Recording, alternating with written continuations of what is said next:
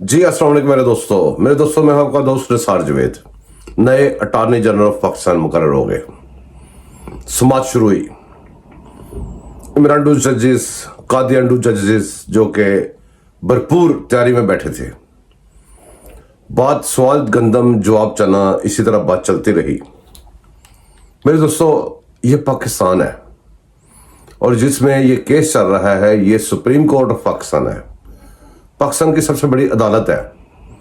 इसका हर रिमार्क्स, इसका जो भी रिमार्क होता है, इसका जो भी फैसला होता है, वो पाकिस्तान के हर बच्चे के ऊपर असर अंदाज होता है। ये अदालत है, कोई बादशाह सलामत का तख्त नहीं है। यहाँ पे सवालात शुरू हुए चलते साथ ही कि हाँ जी जनाब, जो कल एक फैसला आया है वो भी सुप्रीम कोर्ट का है, वो भी सुप्रीम कोर्ट के जजेस है। उसका फैसला करना है कि भाई वो कल वाला फैसला सही है, पहले वाला फैसला सही है।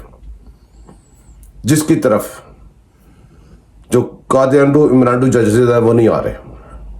उन्होंने एक अपने फलसफा निकाला हुआ, अपने आगे सवाल के बदले सवाल करते हैं, जवाब नहीं देते।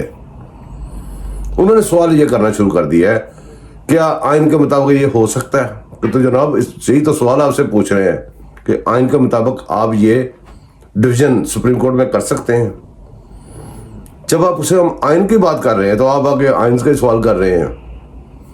खैर, किस्सा मुख्तसर ये है कि लड़ाई अब अगले मरहले में दाखिल हो गई है।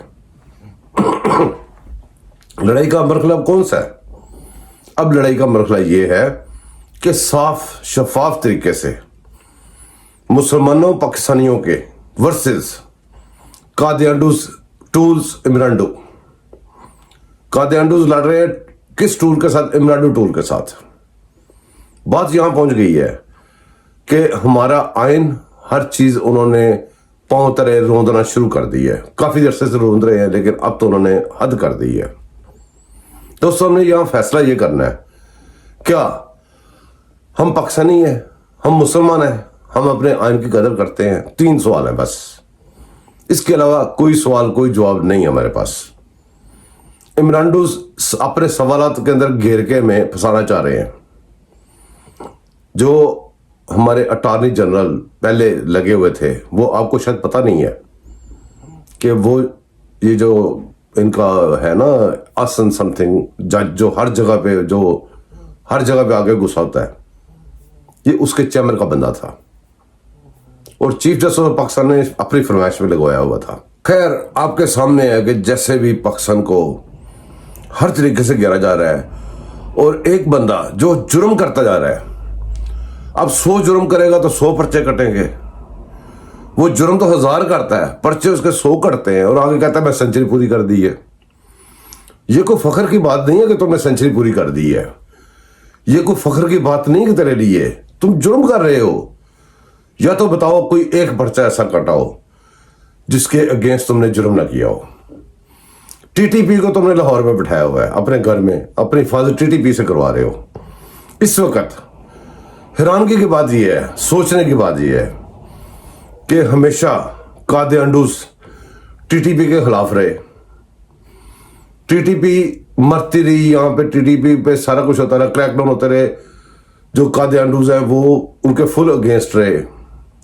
आज वक्त का सिस्टम ये है कि टीटीपी भी, कादियानडू भी और सारे एक पेज पे खड़े हुए हैं। और किस पेज पे? पाकिस्तान खिलाफ पेज पे। मेरे दोस्तों, जहां पे इनका बस चलता है, लंदन की सड़कों पे, हमारे चीफ जस्टिस ने चीफ ऑफ आर्मी स्टाफ हाफिज साहब को जैसे जलील कर रहे हैं। ये इनका कादियानडू फार्मूला क्या है मैं आपको समझाता हूं। किसी कोर्ट से इनको महसूस हो कि फैसला इनके अगेंस्ट आएगा, इनकी इन्वेस्टिगेशन होगी, उसके खिलाफ पहले ही मुहिम शुरू कर देते हैं। इलेक्शन कमीशन से पता होगा फैसला मेरे खिलाफ आएगा, मुहिम भी उसके खिलाफ शुरू कर देते ताकि 2 पार्टीज महसूस हों कि एक तरफ वो उसके खिलाफ है, वो उसके खिलाफ है, खिलाफ शो करते हैं।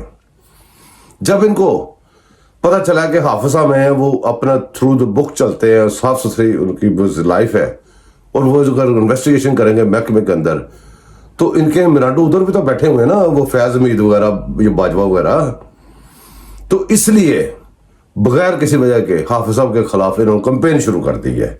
बाजवा का नाम सिर्फ इसलिए लेते हैं ताकि इनको बहाना मिले क्रॉस मारने के लिए, बाजवा रास्ता बाजवा उधर जंप करेंगे, जबकि बाजवा इनका अपना बंदा है, बाजवे के बच्चे हैं, अंडे बच्चे हैं, ये इनका फार्मूला है। जहां से इनको पता होगा यहाँ पे इन्वेस्टिगेशन होगी, फैसला आ सकता है मेरे खिलाफ, उसको पहले पार्टी बना लेते हैं। ये सिलसिला चल रहा है। इस वक्त पाकिस्तान को यूनिटी की जरूरत है, इनको पहचानने की जरूरत है। जब तक इनको बचानेंगे, इनका इलाज कैसे कर सकते हैं आप मेरे दोस्तों? इनका इलाज करने के लिए आपको इकट्ठा होना पड़ेगा, बात को समझना पड़ेगा, अपनी पाक फौज के साथ खड़ा होना पड़ेगा, पाक फौज के साथ। पाक फौज के अंदर जो हिस्सा था जिसने नापाक काम किए, उसकी सपोर्ट छोड़नी पड़ेगी। पाक फौज जो पाक है उसके साथ रहना पड़ेगा। जजेस जो नापाक हो चुके हैं उनकी बात नहीं सुननी पड़ेगी, जो पाक रह गए उनकी बात सुननी पड़ेगी। इस वक्त आप एक लकीर नहीं खींचेंगे, आप जिंदगी में पछताएंगे। दोस्तों दुआ में याद रखिएगा, फिर मिलेंगे अगले भी किसी व्लॉग में। अल्लाह हाफिज।